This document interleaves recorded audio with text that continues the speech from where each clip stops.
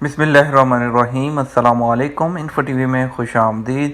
آج 16 مئی 2020 بروز ہفتہ 23 رمضان المبارک سن 1441 ہجری سعودی عرب کی تازہ ترین خبروں کے ساتھ میں ہوں وسیم۔ اگر آپ بھی سعودی عرب کے حالات سے باخبر رہنا چاہتے ہیں تو ویڈیو کو پورا دیکھیے، چینل کو سبسکرائب کر لیجیے، ساتھ میں موجود بیل آئیکن پریس کر لیجیے تاکہ ہماری لمحہ بلمحہ اپڈیٹس آپ تک پہنچ سکیں۔ خبر شامل کرتے ہیں۔ سب سے پہلی G20 تمام ممالک سفری پابندیاں ختم کرنے کی کوشش کریں۔ G20 کے وزرائے تجارت و سرمایہ کاری نے سعودی عرب کی صدارت میں آن لائن اجلاس کے اختتام پر مشترکہ بیان جاری کیا۔ سعودی خبرساں ادارے SPA کے مطابق وزرائے تجارت و سرمایہ کاری نے مطالبہ کیا کہ غذائی اشیاء کی برآمد پر کسی طرح کی کوئی پابندی نہ لگائی جائے۔ انہوں نے اس عزم کا اظہار کیا کہ کرونا وائرس کی وبا سے پیدا ہونے والے مسائل سے مل کر نمٹا جائے گا۔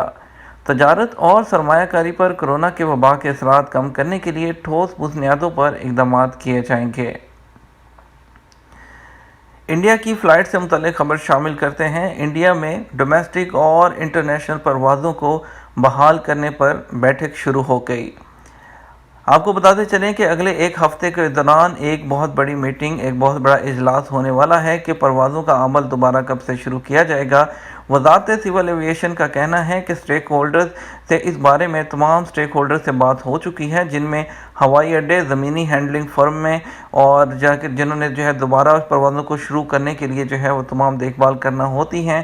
اس کے علاوہ حکومت نے ایئر لائنز کو بھی بتا دیا ہے کہ پروازوں کو دوبارہ شروع کرنے کا گرین سگنل دینے سے قبل کمپنیوں اور مسافروں کو تجارتی اور تکنیکی تیاریوں کے لیے 10 دن کا وقت دیا جائے گا۔ اس کے نتیجے میں حکومت اور ایئر لائنز کے اعلیٰ عہدیدار توقع کر رہے ہیں کہ اگلے ایک ماہ کے اندر جو کمرشل فلائٹس ہیں نارمل طریقے سے دوبارہ شروع ہو جائیں گی۔ اگلی خبر شامل کرتے ہیں۔ بین الاقوامی پروازیں 31 مئی تک معطل۔ پاکستان میں حکومت نے کرونا وائرس سے پیدا ہونے والی صورتحال کے پیش نظر بین الاقوامی فلائٹ آپریشن 31 مئی تک معطل رکھنے کا فیصلہ کیا ہے۔ پاکستان سول ایویشن اتھارٹی کی جانب سے جاری بیان میں کہا گیا ہے کہ ملکی ہوائی اڈوں سے بین الاقوامی پروازوں کی آمد و رفت کی معطلی کی تاریخ میں 31 مئی تک توسیع کر دی گئی ہے۔ تاہم فلائٹ آپریشنز کے حوالے سے گزشتہ آرڈرز میں دیے گئے احکامات میں کوئی تبدیلی نہیں، یعنی کہ صرف خصوصی پروازیں جو کہ آ رہی ہیں ان کو اجازت ہوگی۔ یاد رہے کہ کرونا وائرس کے پیش نظر بین الاقوامی پروازوں کو 30 اپریل تک بند کرنے کا فیصلہ کیا گیا تھا، بعد میں مزید 15 دنوں کی توسیع کر دی گئی تھی۔ گزشتہ فیصلے کے مطابق فلائٹ آپریشن آج 15 مئی سے بحال ہونا تھا، جو اب 31 مئی تک معطل رکھنے کا فیصلہ کیا گیا ہے۔ کرونا کے پیش نظر پاکستان نے پہلی بار 21 مارچ کو 2 ہفتوں کے لیے تمام انٹرنیشنل فلائٹس معطل کرنے کا اعلان کیا تھا، بعد میں اس بندش میں توسیع کر دی گئی تھی۔ پاکستان سول ایویشن نے فلائٹ آپریشن سے متعلق نئے احکامات ٹویٹ بھی کیے ہیں۔ اس دوران جمعے کو قومی اسمبلی کے اجلاس میں وفاقی وزیر ہوابازی غلام سرور خان نے کہا ہے کہ پاکستان نے ملکی اور غیر ملکی پروازیں عارضی بنیادوں پر بند کی ہیں۔ انہوں نے کہا اس مشکل صورتحال میں بھی عمرہ زائرین اور دیگر بیرون ممالک میں پھنسے پاکستانیوں کو واپس لانے کے لیے خصوصی پروازیں چلائی جا رہی ہیں۔ وفاقی وزیر کا کہنا تھا کہ عمان عرب امارات سے بلا معاوضہ قیدیوں کو واپس لایا گیا، سعودی عرب اور عراق سے، جبکہ تنزانیہ سمیت دیگر ممالک سے تبلیغی جماعت کے افراد کو واپس لانے کے لیے انتظام کیے گئے۔ انہوں نے کہا کہ پاکستان ایئر لائن پائلٹ ایسوسی ایشن نے کرونا سے نمٹنے کے لیے PIA کی جانب سے کیے جانے والے اقدامات کو غیر تسلی بخش دیتے ہوئے قومی ایئر لائن کے ممبران پائلٹس کو پروازیں چلانے سے روک دیا تھا۔ اس کے علاوہ حکومت پاکستان نے 16 مئی سے اندرون ملک محدود پروازیں بحال کرنے کا فیصلہ بھی کر دیا ہے۔ سعودی عرب میں نابینا افراد کے لیے الیکٹرانک قرآن تیار کر لیا گیا۔ قرآن پاک رشد و ہدایت کا خزانہ ہے، اس میں تمام مذہب کے لیے انسانوں کے لیے رہنمائی اور آگاہی موجود ہے۔ لاکھوں مسلمان نابینا افراد کو قرآن مجید پڑھنے میں بہت سی دشواریاں پیش آتی رہتی ہیں، تاہم اب ان کی اس مشکل کا حل تلاش کر لیا گیا ہے۔ سعودی عرب میں نابینا افراد کے لیے الیکٹرانک قرآن تیار کیا گیا ہے۔ العربیہ نیوز کے مطابق سعودی عرب کی ایک تحقیقی ٹیم نے نابینا افراد کے لیے قرآن پاک کا ایک الیکٹرانک نسخہ تیار کیا ہے۔ اس منفرد قرآن پاک کی آیات عربی حروف اور صفحات کو متحرک شکل میں تیار کیا گیا ہے جو بریل کی مدد سے پڑھا جا سکے گا۔ قرآن پاک کی مدد سے نابینا افراد قرآن پاک کی آیات، سورتوں اور سپاروں کو آسانی کے ساتھ تلاش کر سکیں گے۔ 3 سعودی ایئرپورٹ مشرق وسطیٰ کے ٹاپ 10 ایئرپورٹس میں شامل۔ سعودی عرب کے 3 ایئرپورٹ مشرق وسطیٰ کے ٹاپ 10 اور دنیا کے ٹاپ 100 ایئرپورٹس میں شامل ہو گئے۔ اخبار 24 نے محکمہ شہری ہوابازی کے جاری کردہ بیان کے حوالے سے بتایا کہ مدینہ منورہ کا امیر محمد بن عبدالعزیز انٹرنیشنل ایئرپورٹ مشرق وسطیٰ کے بہترین ریجنل ایئرپورٹ کی فہرست میں پہلے اور مشرق وسطیٰ کے ٹاپ 10 میں 5ویں نمبر پر آیا ہے۔ دمام کا King Fahd International Airport best regional airports میں دوسرے اور مشرق وسطیٰ کے ٹاپ 10 ایئرپورٹس میں 6 نمبر پر ہے۔ یہ ایئرپورٹ سالانہ 10 سے 20 ملین افراد کو سفر کی سہولت فراہم کرنے والے بین الاقوامی ایئرپورٹ میں 10ویں نمبر پر ہے۔ اس کے علاوہ ریاض کا کنگ خالد ایئرپورٹ مشرق وسطیٰ کے ٹاپ ایئرپورٹس میں 7ویں پوزیشن حاصل کر چکا ہے۔ 2000 سے زائد نئے کرونا کیسز، 9 ہلاکتیں۔ سعودی وزارت صحت کا کہنا ہے گزشتہ 24 گھنٹے میں مملکت کے مختلف شہروں میں کرونا میں مبتلا مزید 2300 افراد کی تصدیق ہونے کے بعد مجموعی تعداد 49,176 تک پہنچ گئی۔ 24 گھنٹے میں 9 مریض ہلاک جبکہ 2,818 مریض صحت یاب ہوئے۔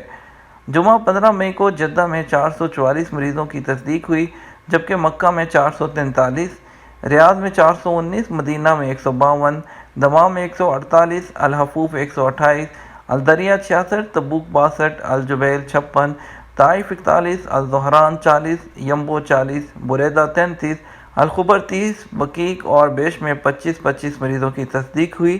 خمیس مشیط میں 18، القطیف 13، املج 11، السہن 10، الخرج 10، حز الجلامید 8، مہد الذہب حائل میں 6، راس تنورہ بیش اور المزلف میں 5 مریضوں کی تصدیق ہوئی۔ ورکرز کی بھرمار سے خوف زدہ فیکٹری مالکان کیا کریں؟ سعودی وزیر صنعت و معدنیات بندر الخریف نے ورکرز کی بھرمار سے خوف زدہ فیکٹریوں کے مالکان سے کہا ہے کہ وہ مسائل کے حل اور متبادل طور طریقوں کے لیے وزارت سے رابطے کریں۔ ایس پی اے کے مطابق سعودی وزیر صنعت کرونا وبا کے بحران سے پیدا ہونے والے مسائل پر مشرقی ریجن کے ایوان تجارت کے ماتحت صنعتی توانائی کمیٹی کے ارکان سے آن لائن بات چیت کر رہے تھے۔ ان کا کہنا تھا کرونا کے بحران سے ہنگامی بنیادوں پر نمٹنا ہوگا، مسائل کا تعین کر کے ان کے حل طے کرنا ہوں گے۔ انہوں نے ہدایت کی تمام کمپنیوں اور فیکٹریوں کو سرکاری ریلیف فنڈ سے استفادے کا حق ہے۔ وزیر صنعت کا کہنا تھا کہ فروغ صنعت فنڈ کو بحران سے زیادہ متاثر فیکٹریوں کے لیے اسپیشل فنڈ فراہم کرنے کی تجویز زیر غور ہے۔ اگلی خبر شامل کریں گے کرونا وائرس کا ایڈز سے کوئی تعلق نہیں۔